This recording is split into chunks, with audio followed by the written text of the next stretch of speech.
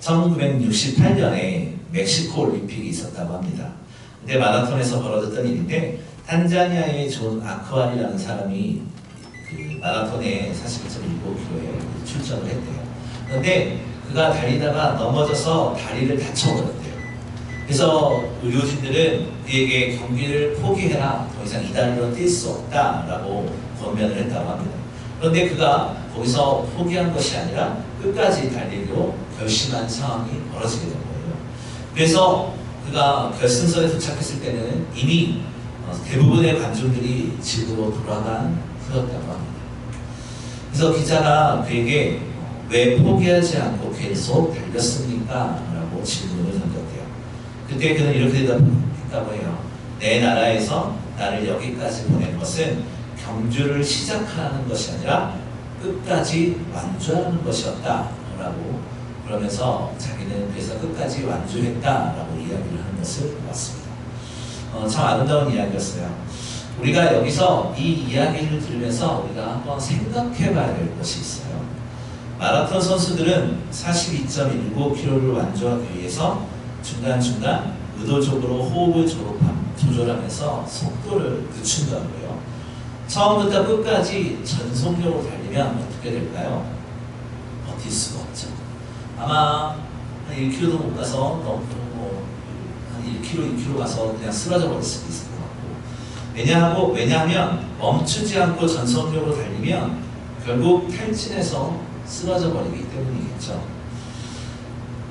오늘 이 마라톤 선수를 보면서 끝까지 완주하는 것, 그리고 우리의 인생의 마라톤에서 어떻게 숨을 고르며 달려야 되는지에 대해서 한번 말씀을 통해서 보도록 할 건데, 오늘날 대부분의 그리스도인들은요, 달리기만 배웁니다.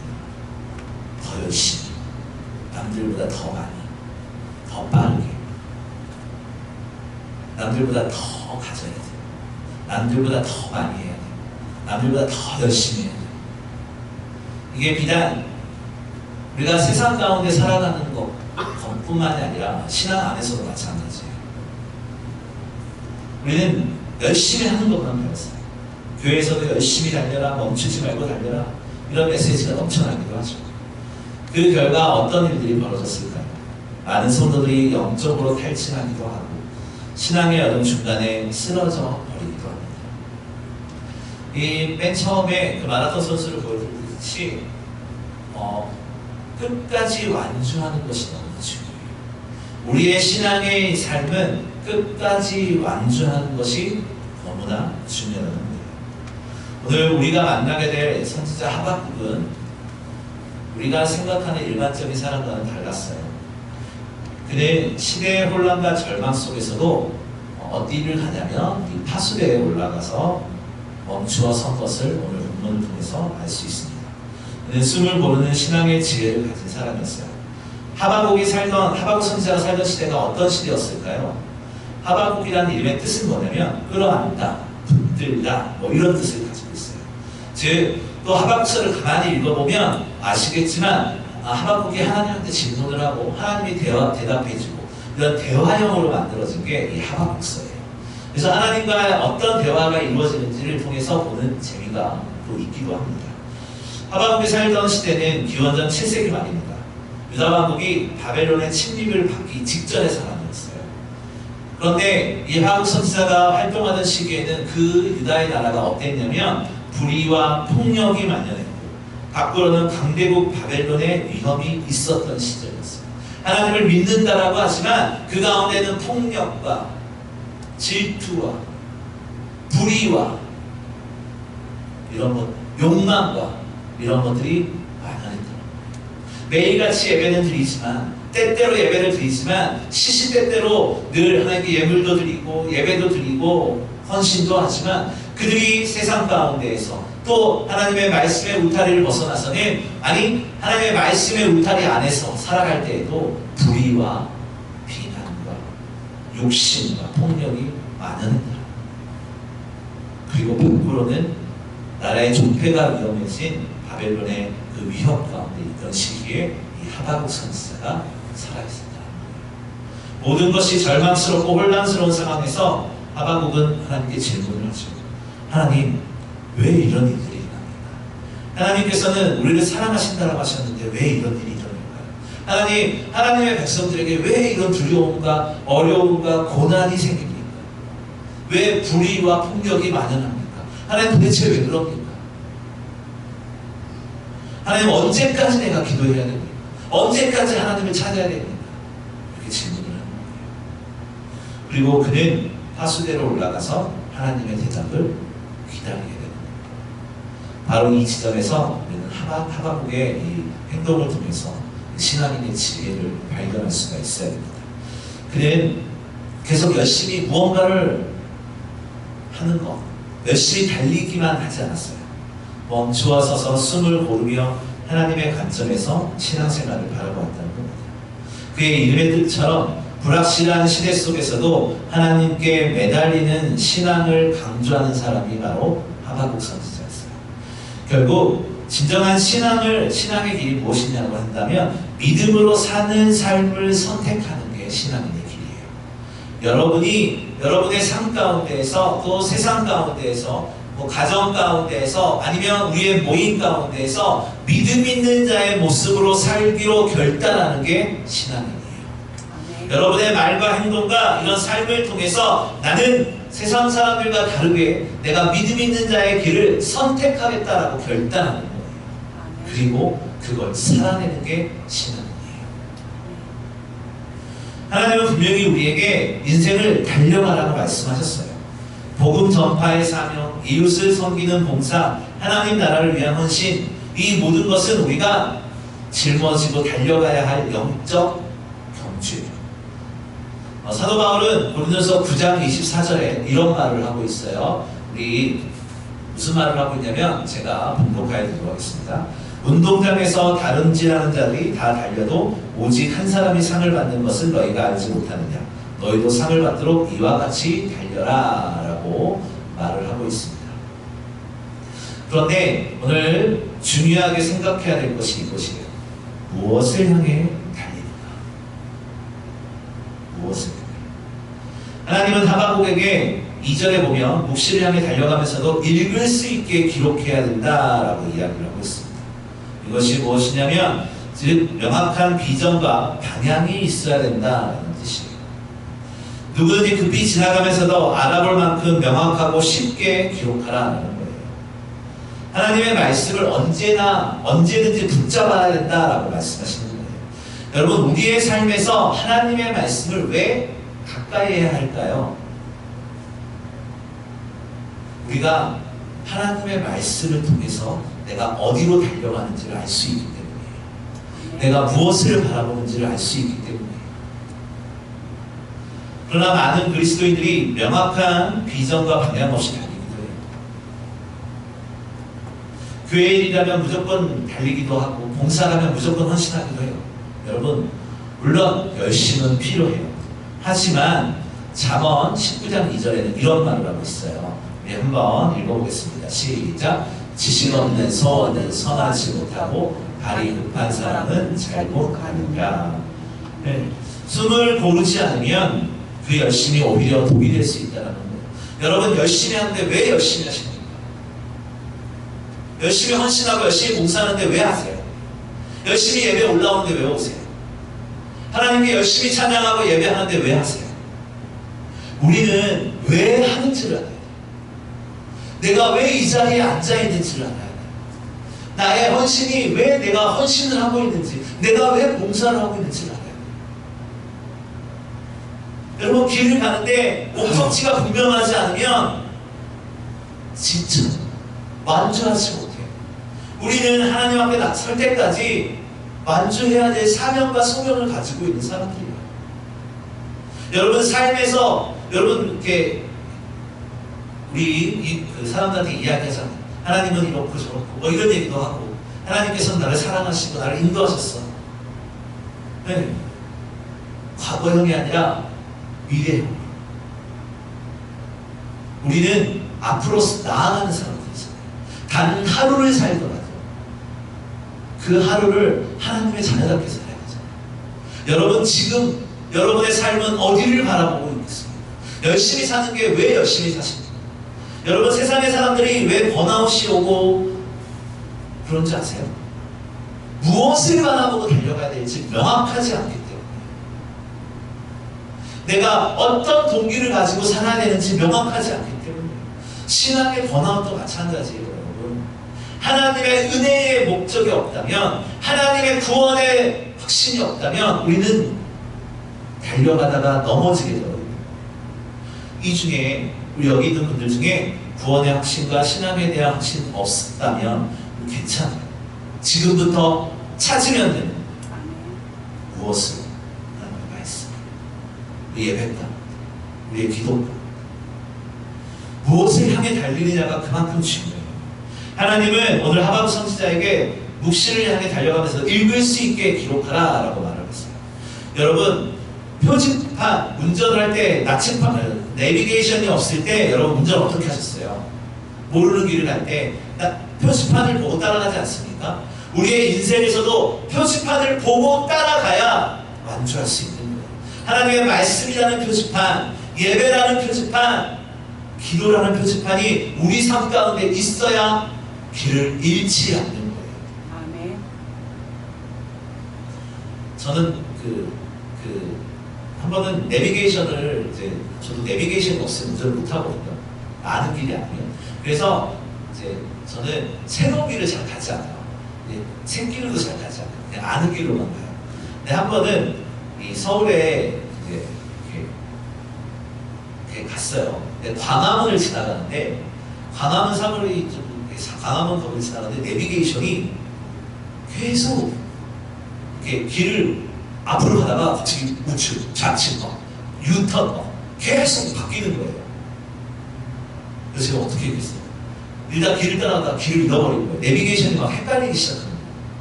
그래서 길로 차를 세웠어요. 그리고 다시 한번 지도를 보면서 핸드폰 지도를 보면서 길을 찾아갔던 기억이 있어요. 여러분, 여러분의 인생 가운데 지금 혼란한 상황 가운데 계십니까? 신앙의 확신이 없고 하나님이 나와 함께 하시지 않나? 라고 헷갈리는 분이 계십니까? 그럴 때 필요한 게 뭐겠어요? 잠시 멈추어 서서 하나님의 말씀으로 내 삶을 점검해야 돼요. 아멘. 내 마음을 점검해야 돼요. 아멘.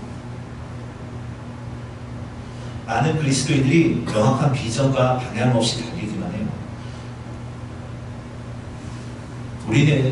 우리의 시대는 지금 바쁨의 중복의 시대에 살고 있어요. 이것을 심리학자들이 뭐라고 그러냐면 액션 바이어스라고 이야기를 해요. 실제로는 멈추어 생각하는 것이 더 나은 결과를 가져올 수 있음에도 불구하고 이 무언가를 계속 행동해야 한다는 강박에 사로잡힌 현상이 액션 바이어스라고 합니다. 그러면서 그 학자들이 발표한 걸 보니까 골키퍼들이 승부차기를 할 때 가만히 서서 이렇게 막는 게 막을 수 있는 확률이 제일 높다라고 이야기를 해요. 그런데 가만히 서서 막는 골키퍼는 없죠. 오른쪽이든 왼쪽이든 움직입니다. 그것이 왜 그러냐면 뭔가를 해야 한다라는 생각 때문에 그렇다고 해요. 많은 그리스도인들이 영적인 액션 바이어스에 걸려 있어요. 하나님께서 주신 그 고유한 소명과 비전을 분별하지 못한 채 남들이 하는 모든 것에 자신을 끼워 맞추려고 해요. 남들이 하니까, 남들이 은혜 받았다고 하니까 나도 은혜 받았다고. 아니요. 우리는 신앙은 하나님과 나와의 1대1의 관계라고 늘 제가 말씀드리잖아요. 여러분들이 점검해야 될 건 하나님이 나에게 주시는 은혜, 나에게 주신 비전, 나에게 주신 그 단 하루의 은혜라도 내가 가지고 있는. 하나님을 신뢰하지 못하는 조급함에서 우리는 벗어나야 돼요. 그러니 이렇게도 하고 저 교회도 가보고 이 교회도 가보고 기도원도 갔다가 어디도 갔다가 이단에 빠진 사람들이 대부분이 신앙의 조급함 때문에 그래요. 뭔가 알아야 되겠고 뭔가 깨달아야 되겠고 뭔가 확신을 가지고 싶은데 하나님의 말씀을 통해서 제가 묵상하고 깨닫기는 시간이 많이 걸려요. 그러니까 그런 마음의 조급함 때문에 이런 이단 같은 데로 빠집니다. 우리는 내가 서 있는 그 자리에서 우리의 가정의 자리에서 예배의 자리에서 하나님의 뜻을 발견해야 됩니다. 진정한 지혜는요 나는 지금 무엇을 향해 달리고 있는가? 라고 그 근본적인 질문에 멈추어 서야 되는 거예요. 내 열심이 하나님께서 나에게 주신 그 비전과 연결되어 있는지, 혹시 방향을 잃은 채 그냥 달리고만 있지 않은지 돌아봐야 되는 거예요. 내가 앞서가는 것이 아니라 하나님의 때를 기다려야 돼요. 하나님께서 우리의 삶을 이끌어 가시기를 기도해야 한다는 겁니다. 말씀을 좀 더 볼 텐데 오늘 하박국 2장 1절 한번 읽어보겠습니다. 시작. 내가 내 파수하는 곳에 서며 성부에 서리라. 그가 내게 무엇이라 말씀하시는지 기다리고 바라보며 나의 질문에 대하여 어떻게 대답하시는지 보리라 하였더니, 이 파수하는 곳에 섰다라고 하잖아요. 그걸 파수대라고 하는데, 파수대는 그냥 단순히 쉼의 자리가 아니에요. 파수대는 시야가 바뀌는 자리예요. 평지에 서 있으면 가까운 것만 보여요. 여러분 예배 드리고 나가서 교회 앞에서 한번 둘러보세요. 무엇이 보이는지. 그냥 우리가 보는 이것만 보여요. 도로가 보이고 그냥 내 눈앞에 있는 빌딩만 보여요. 하지만 여러분 이 뒤에 산에 한번 올라가 보세요. 그러면 시야가 달라져요. 여기가 다. 파수대는 그냥 아무것도 안 하는 자리가 아니라, 하나님을 만나는 자리는 아무것도 안 하는 자리가 아니라 우리의 시야가 바뀌고 우리의 생각이 바뀌는 자리예요. 하나님의 뜻을 깨닫는 자리라는 거예요. 우리의 삶의 문제 안에 있을 때에는 답답함과 괴로움과 조급함만 생겨요. 하지만 조금만 생각을 바꿔서 조금만 높은 곳으로 하나님의 예배의 그 가운데, 하나님의 말씀 가운데 한번 서보시기를 바랍니다. 주님께서 우리와 함께 하시기 때문에 하나님의 때를 기다리는 지혜가 생긴다는 겁니다. 오늘 본문의 하박국 선지자는 절망적인 현실 앞에서 계속 뛰어다니며 해결책을 찾으려 하지 않았어요. 대신 파수대에 올라 멈추어 섰어요. 그리고 하나님의 관점에서 상황을 바라보기 시작하죠.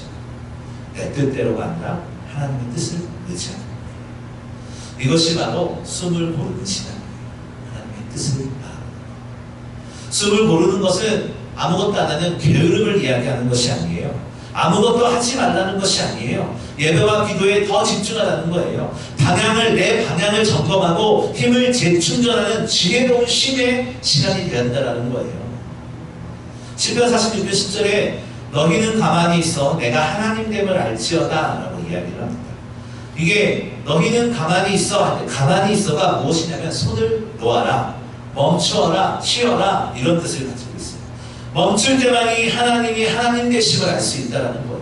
이것은 나의 삶의 내 신앙생활을 내가 하는 것 같지만 하나님께 맡겨드리고 내 삶을 내어드리는 그런 손을 놓는 것도 필요할 거고요.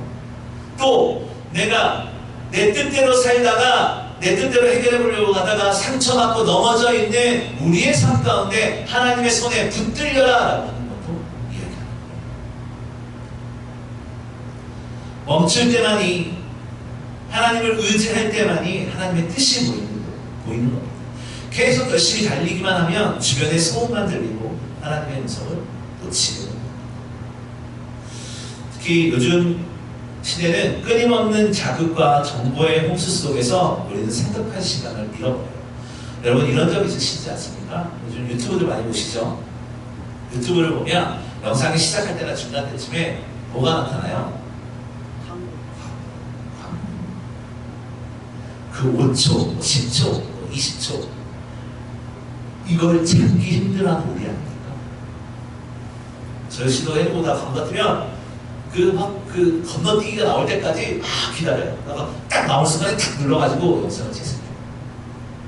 그 몇 초를 기다리기 힘들어하는 우리들 아니에요. 연결 감각으로 이런 연결에 대한 감각들이 우리로 하여금 혼자 있는 시간이나 고요한 시간을 견디지 못하게 만들 때가 있다는 거죠. 하지만요, 파수대는요 바로 이런 모든 소음에서 차단된 그리고 분리된 공간을 이야기하는 거예요.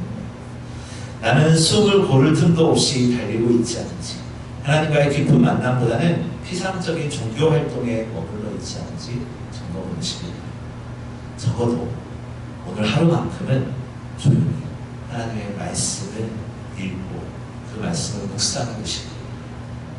분명히 하나님의 이 귀한 은혜가 있을 줄 믿습니다. 아멘. 말씀을 묵상하면서 무너진 우리의 예배를 회복하시고, 아멘. 말씀을 기억하면서 무너진 나의 신앙을 점검하시기, 말씀을 기억하면서 나밖에 몰랐던 그 고집된 마음을 하나님만 아는, 하나님을 통해서 세상을 살아가는 저와 여러분으로 바뀌시길 주님의 이름으로써 아멘.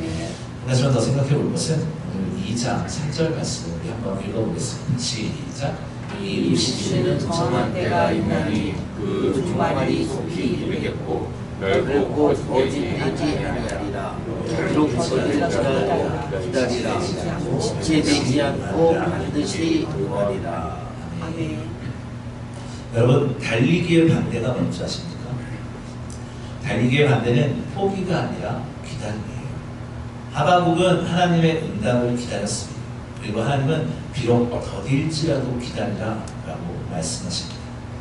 우리들은 기다림을 참지 못하죠. 특히 우리 한국 사람들은 빨리빨리 문화에 익숙해져서 우리는 하나님도 우리의 속도에 맞춰 일하시기를 원합니다. 그래서 하나님의 응답이 더디면 조급해하며 우리의 방식대로 해결해야 된다라고 이야기하죠. 이건 이렇고 저건 저렇게 이야기하죠. 내가 경험상 아는데 이렇게 이야기를 하는 것이 우리 연약한 모습이죠. 그러나 하나님은 속도보다는 방향을, 성과보다는 신뢰를 더 중요하게 보시는 것이에요. 여러분, 하나님을 신뢰하십니다. 하나님을 신뢰하는 자들은 하나님을 바라보는 자들. 아멘. 오늘 우리 1차선 교회 성도들이 하나님을 신뢰하시길, 신뢰한다는 것이 무엇이냐? 나의 모든 고난을 하나님께 맡기는 거잖아요. 내가 아프든지 부유하든지 가난하든지 건강하든지 어리든지 모든 상황을 하나님께 맡겨드리고 우리의 형편도 맡겨드리고 하나님 나를 인도하여 주시옵소서 라고 맡겨드리는 것이 하나님을 신뢰하는 것입니다. 전도서 3장 1절은 범사에 기한이 있고 천하만사가 다 때가 있다고 했어요. 하나님께서는 정확한 때가 있습니다. 여러분, 하나님의 응답을 원하십니까? 그러면 우리는 하나님을 신뢰해야 돼요. 하나님께서 만지심을 경험하기를 원하십니까? 그 하나님의 때를 기다려야 돼요. 오늘 우리의 삶에서 신앙의 회복이 필요하십니까? 그렇다면 내에 있는 이 예배의 자리에서, 그 기도의 자리에서, 삶의 자리에서 하나님께 맡겨드리는 기도를 하십시오. 잠시 생각을 멈추고, 잠시 하던 일을 멈추고 거룩한 고독을 즐겨보십시오.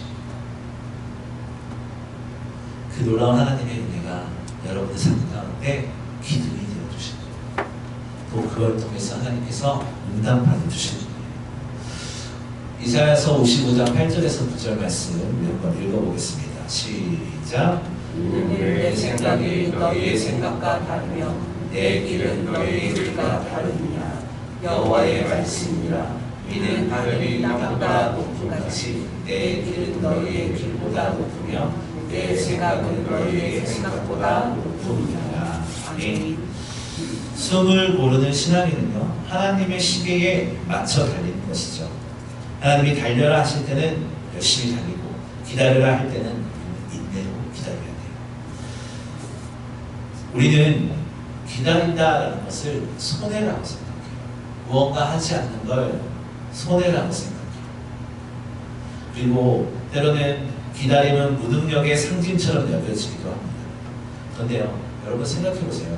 인생은 앞으로 살아가는 것이지만 뒤돌아보며 이해하는 것이에요. 여러분의 인생의 여정들을 쭉 한번 생각해 보시기 바랍니다. 우리는 하루하루 살아가면서 앞으로 나아가지만 뒤돌아보면서 나의 과거와 하나님과의 만남, 또 가족과의 관계, 또 교우들과의 관계를 통해서 하나님께서 이렇게 만남을 허락하셨고 이렇게 인도하셨구나 하면서 이해하면서 살아간다는 거예요. 즉 하나님의 시간표는 우리의 시간표와 다르다는 거예요. 그래서 기다림에 대해서 사실 오늘 설교할 때 어떻게 잘 설명을 해야 될까라고 고민이 굉장히 많았어요. 기다려라, 기다림 쉬운 얘기라면 이제 대부분 이런 설교를 하면 이런 얘기가 많아요. 목사님 이제 저한테 쉼이 필요해요. 내년부터 아무도 안 할 거예요. 이건 쉼이 아니에요. 나한테 잘못된 기다림은요, 무기력을 불러요. 그리고 포기를 불러요. 그리고 책임을 핍니다. 그런데요, 바른 기다림은요, 하나님이 열어주실 때까지 기다리며 준비하며 맡겨진 자리에서 충성합니다. 여러분, 농부가요, 씨를 뿌려요. 그러면 이제 추수하잖아요. 그러면 추수 때까지 기다리는 거잖아요. 겨울에 씨를 뿌렸죠. 하여튼 겨울에 씨를 뿌렸어요. 그러면 가을에 추수할 때까지 기다리는 건데, 여러분, 농부가 그 계절 동안, 봄, 여름 이 기간 동안 아무것도 안 하고 기다립니까? 아니에요. 뭘 해요? 물도 주고요, 잡초도 뽑아주고요, 또 흙도 이렇게 다듬어주고요, 쓰러진 것들을 무슨 나무 대나 이런 걸 통해서 세워주기도 하고요. 이런 거 하잖아요. 여러분, 기다림이라는 거, 하나님께서 말씀하시는 기다림은 아무것도, 하나님께서 말씀하시는 쉼은 아무것도 하지 말아라가 아니에요. 여러분의 삶의 자리에서 열심히 충성하되 하나님께서 더 꽃을 피울 수 있는 때를 기다리며 충성하라는 것을, 순종하라는 것을 이야기하는 겁니다. 아멘. 그래서 영적인 기다림은요, 순종의 준비예요. 영적 기다림 이퀄 순종의 준비. 이걸 하는 거예요. 여러분, 마라톤을 생각해 보세요. 열심히 달리고 또 페이스 조절을 하고, 열심히 달리고 페이스 조절을 하고. 이게 왜 그러겠어요? 42.195km를 뛰기 위해서잖아요. 우리도 하나님 앞에 설 때까지 인생을 달려가기 위해서 우리는 하나님의 말씀으로 내 상태가 어떤지 점검해야 돼요. 내가 교만한지, 내가 욕심이 많은지, 내가 하나님을 믿는다라고 하면서 내 힘과 능력을 과시하고 있지 않은지, 세상의 방법을 의지하고 있지 않은지 점검하잖아요. 그리고 다시 한번 점검하면서 하나님의 뜻과 하나님의 때를 기다리잖아요. 내가 지금 있는 그 자리에서 멈춰서서 하늘을 들어 눈을 들어서 하늘을 바라보잖아요. 그럴 때 분명히 하나님께서는 우리를 인도하실 것이고, 우리를 지키시고 인도하시는 하나님의 은혜를 바라보게 될 거예요. 계속 달리기만 하면 여러분 지쳐요.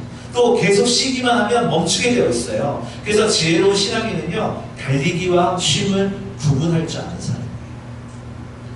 오늘 본문의 하박국처럼 때로는 파수대에 올라 하나님의 뜻을 기다려야 돼요. 그럴 때 하나님의 뜻이 보이고 하나님의 말씀이 들리고 하나님의 때를 분별할 수 있게 되는 겁니다. 그리고 잠시 멈추어 숨을 고를 때 하나님은 다시 달릴 힘을 주시는 겁니다. 마라톤 선수가 중간에 호흡을 고르는 것은 포기가 아니라 완주하기 위한 지혜죠. 마찬가지로 우리의 신앙의 여정에서 우리의 분주한 삶에서 잠시 멈추어서 숨을 고르는 것은 포기가 아니라 끝까지 달리기 위한 지혜예요. 여러분의 예배가 쉼의 자리가 되기를 원해요. 여러분이 하는 기도가 쉼의 자리가 되기를 원해요. 여러분이 하는 찬송이 쉼의 자리가 되기를 원해요. 주위를 둘러보시기를 바라요. 우리의 신앙의 공동체를 돌아보아 내 신앙을 잠시 점검할 때 내가 공동체 안에서, 우리의 가정 안에서 열심히는 살지만, 열심히는 하지만 하나님의 뜻대로 살아가고 있는가 점검할 때. 이사야 40장 31절 말씀 읽어보고 말씀을 마치도록 하겠습니다. 읽어서 시작. 오직 여호와를 앙망한 자는 새 힘을 얻으리니 독수리가 날개치며 올라가 받을 것이요 다른 박제하여도 궁리하지 아니하리고 걸어가도 피곤하지 아니하리라. 아멘.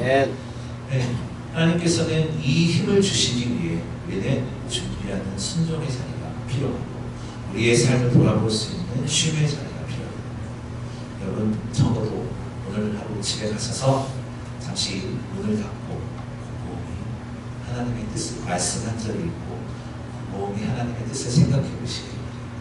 그리고 묵상해 보시기 바랍니다. 그 뜻을 정확히 주성적으로, 신학적으로 이런 거 생각할 필요 없어요. 그냥 읽고 싶은 부분을 한번 읽어보시고 그것도 모르겠다 펼쳐지는 데 읽으세요. 아주 잠깐 읽고 기도해 보세요. 하나님, 내가 말씀을 읽고 이 시간 멈춰서서 하나님의 뜻을 구합니다.